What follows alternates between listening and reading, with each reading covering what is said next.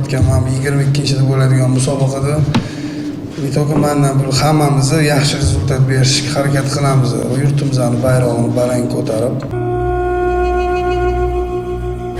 shu Aralash jang san'atlari assotsiatsiyasi tashkil qilingandan keyin bir marta jangini o'tkazdi.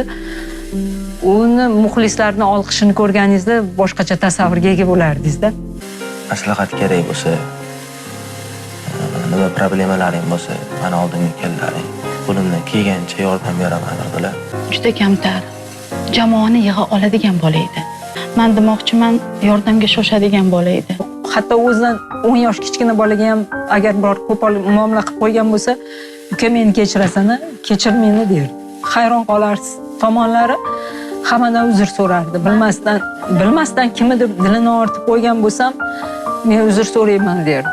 Bir gaplashganimda opa men qaytadan tug'ildim. Menga imkoniyat beryapti yaratgan ekan, xatolarimni to'g'rilashim kerak degan. Endi qanaqa xatolar?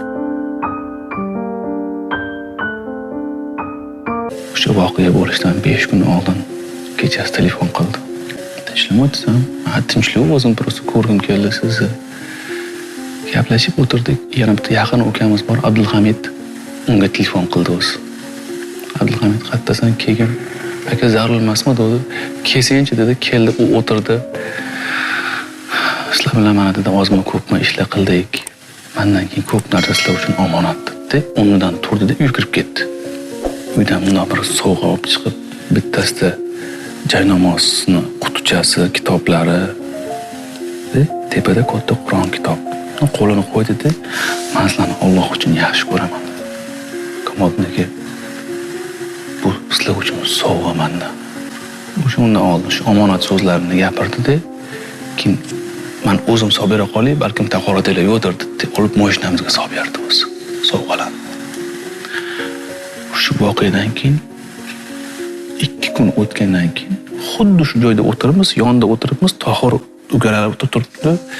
Tohirga qarab, Tohir, mendan keyin senga Kamol aka bo'ladi. Sen hech qachon xafa qilmagan Kamol aka. Mani do'stim bor, yaqin do'stim. Ismi Kamoliddin. Nima ish qilsa, nima ish boshlasa, birinchi navbatda halolligini, odamga rostdan